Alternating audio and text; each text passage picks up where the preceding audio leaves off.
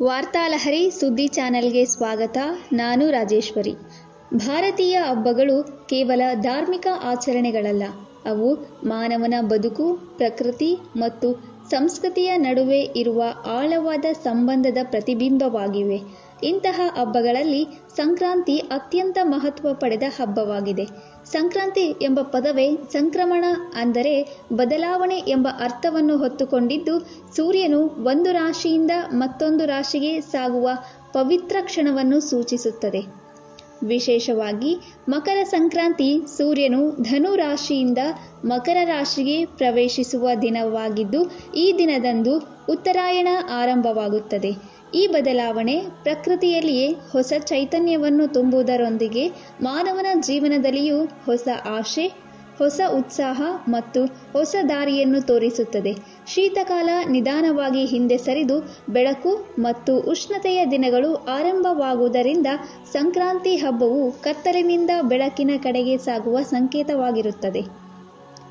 ಸಂಕ್ರಾಂತಿಯ ವೈಜ್ಞಾನಿಕ ಮಹತ್ವವು ಸೂರ್ಯನ ಚಲನೆಯಲ್ಲಿ ಅಡಗಿದೆ.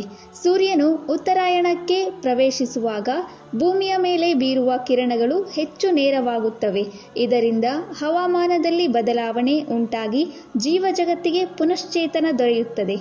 ಈ ಸಮಯವನ್ನು ಭಾರತೀಯ ಸಂಸ್ಕೃತಿಯಲ್ಲಿ ಅತ್ಯಂತ ಶುಭ ಕಾಲವೆಂದು ಪರಿಗಣಿಸಲಾಗಿದೆ. ಧಾರ್ಮಿಕ ದೃಷ್ಟಿಯಿಂದ ಉತ್ತರಾಯಣವನ್ನು ದೇವತೆಗಳ ದಿನವೆಂದು ಹೇಳಲಾಗಿದ್ದು, ಈ ಅವಧಿಯಲ್ಲಿ ಮಾಡಿದ ದಾನ, ಧರ್ಮ, ಪೂಜೆ, ವ್ರತಗಳು ವಿಶೇಷ ಫಲ ನೀಡುತ್ತವೆ ಎಂಬ ನಂಬಿಕೆ ಇದೆ. ಗಂಗಾ ಸ್ನಾನ, ದೇವಾಲಯ ಭೇಟಿ, ಹೋಮ ಹವನಗಳು ಸಂಕ್ರಾಂತಿಯ ಅವಿಭಾಜ್ಯ ಅಂಗಗಳಾಗಿವೆ. ಈ ಹಬ್ಬವು ಮಾನವನನ್ನು ಆಧ್ಯಾತ್ಮಿಕ ಚಿಂತನೆಯ ಕಡೆಗೆ ಕರೆದುಕೊಂಡು ಹೋಗುತ್ತಾ ತನ್ನ ಜೀವನವನ್ನು ಪರಿಶೀಲಿಸಿ ಸಕಾರಾತ್ಮಕ ಬದಲಾವಣೆ ತರಲು ಪ್ರೇರೇಪಿಸುತ್ತದೆ.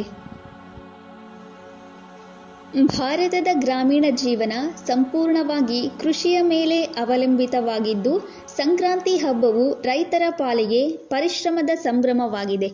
ತಿಂಗಳುಗಳ ಕಾಲ ಹೊಲದಲ್ಲಿ ದುಡಿದು ಬೆಳೆಸಿದ ಬೆಳೆಗಳು ಕೊನೆಗೂ ಕಟಾವಿಗೆ ಸಿದ್ಧವಾಗುವ ಸಮಯ ಇದಾಗಿರುತ್ತದೆ. ಅಕ್ಕಿ, ಜೋಳ, ರಾಗಿ, ಎಳ್ಳು, ಕಬ್ಬು ಮುಂತಾದ ಬೆಳೆಗಳು ರೈತನ ಕಠಿಣ ಶ್ರಮದ ಫಲವಾಗಿವೆ. ಸಂಕ್ರಾಂತಿಯ ದಿನ ರೈತನು ಭೂಮಿಗೆ, ಮಳೆಗೆ, ಸೂರ್ಯನಿಗೆ ಮತ್ತು ಗೋವುಗಳಿಗೆ ಕೃತಜ್ಞತೆ ಸಲ್ಲಿಸುತ್ತಾನೆ. ಇದು ಕೇವಲ ಹಬ್ಬವಲ್ಲ, ರೈತನ ಬದುಕಿಗೆ ಹೃದಯದ ಉತ್ಸವವಾಗಿದೆ. ಹೊಲ ಗದ್ದೆಗಳು ಹಸಿರಿನಿಂದ ಕಂಗೊಳಿಸುತ್ತಾ ಮನೆ ಮನೆಗಳಲ್ಲಿ ಸಂತೋಷ ಮತ್ತು ಸಮೃದ್ಧಿಯ ವಾತಾವರಣ ನೆಲೆಸುತ್ತದೆ. ಕರ್ನಾಟಕದಲ್ಲಿ ಸಂಕ್ರಾಂತಿ ಎಂದರೆ ಎಳ್ಳು ಬೆಲ್ಲವಿಲ್ಲದೆ ಪೂರ್ಣವಾಗುವುದಿಲ್ಲ.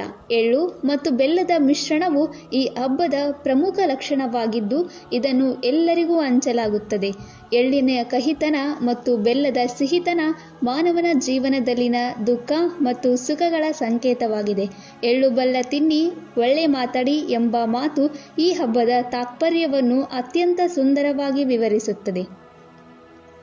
ಜೀವನದಲ್ಲಿ ಎದುರಾಗುವ ಕಷ್ಟಗಳನ್ನು, ಸಂತೋಷದ ಕ್ಷಣಗಳನ್ನು ಸಮಾನವಾಗಿ ಸ್ವೀಕರಿಸಿ ಪರಸ್ಪರ ಸೌಹಾರ್ದತೆಯಿಂದ ಬದುಕಬೇಕು ಎಂಬ ಸಂದೇಶವನ್ನು ಸಂಕ್ರಾಂತಿ ನೀಡುತ್ತದೆ.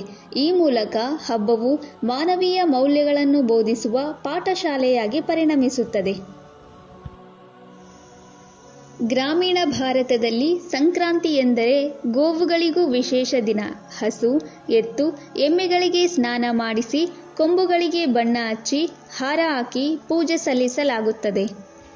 ಗೋವುಗಳನ್ನು ಅನ್ನದಾತೆಯೆಂದು ಗೌರವಿಸುವ ಸಂಪ್ರದಾಯ ಭಾರತೀಯ ಸಂಸ್ಕೃತಿಯ ಭಾಗವಾಗಿದೆ.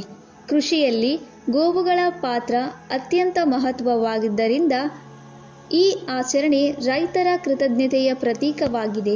ಗೋವುಗಳಿಲ್ಲದೆ ಕೃಷಿ ಜೀವನ ಅಪೂರ್ಣ ಎಂಬ ಸತ್ಯವನ್ನು ಈ ಹಬ್ಬ ನೆನಪಿಸುತ್ತದೆ. ಗ್ರಾಮೀಣ ಬದುಕಿನ ಸರಳತೆ ಮತ್ತು ಶುದ್ಧತೆಯನ್ನು ಸಂಕ್ರಾಂತಿ ಸ್ಪಷ್ಟವಾಗಿ ತೋರಿಸುತ್ತದೆ. ಸಂಕ್ರಾಂತಿ ಹಬ್ಬವು ಸಮಾಜದ ಎಲ್ಲ ವರ್ಗದ ಜನರನ್ನು ಒಂದಾಗಿ ಸೇರಿಸುವ ಶಕ್ತಿ ಹೊಂದಿದೆ. ಜಾತಿ, ಧರ್ಮ, ಆರ್ಥಿಕ ಭೇದವಿಲ್ಲದೆ ಎಲ್ಲರೂ ಈ ಹಬ್ಬವನ್ನು ಸಂಭ್ರಮಿಸುತ್ತಾರೆ. ಪರಸ್ಪರ ಮನೆಗಳಿಗೆ ಭೇಟಿ ನೀಡುವುದು, ಶುಭಾಶಯ ವಿನಿಮಯ ಮಾಡಿಕೊಳ್ಳುವುದು, ಸಿಹಿ ಹಂಚಿಕೊಳ್ಳುವುದು ಸಾಮಾಜಿಕ ಬಾಂಧವ್ಯವನ್ನು ಗಟ್ಟಿಗೊಳಿಸುತ್ತದೆ. ಸಂಕ್ರಾಂತಿ ಮನುಷ್ಯನನ್ನು ಸ್ವಾರ್ಥದಿಂದ ಹೊರತಂದು ಸಮಾಜಮುಖಿಯಾಗಿ ಬದುಕಲು ಪ್ರೇರೇಪಿಸುತ್ತದೆ. ಸಂಕ್ರಾಂತಿ ಒಂದು ಹಬ್ಬ ಮಾತ್ರವಲ್ಲ, ಅದು ಜೀವನದ ದರ್ಶನವಾಗಿದೆ. ಹಳೆಯದನ್ನು ಬಿಟ್ಟು ಹೊಸದನ್ನು ಸ್ವೀಕರಿಸುವ ಧೈರ್ಯ, ಕಷ್ಟ ಸುಖಗಳನ್ನು ಸಮಾನವಾಗಿ ಎದುರಿಸುವ ಶಕ್ತಿ, ಪ್ರಕೃತಿಯೊಂದಿಗೆ ಹೊಂದಾಣಿಕೆಯಿಂದ ಬದುಕುವ ಜ್ಞಾನ ಮತ್ತು ಸಮಾಜದೊಂದಿಗೆ ಸೌಹಾರ್ದದಿಂದ ಇರಬೇಕೆಂಬ ಸಂದೇಶವನ್ನು ಈ ಹಬ್ಬ ನೀಡುತ್ತದೆ.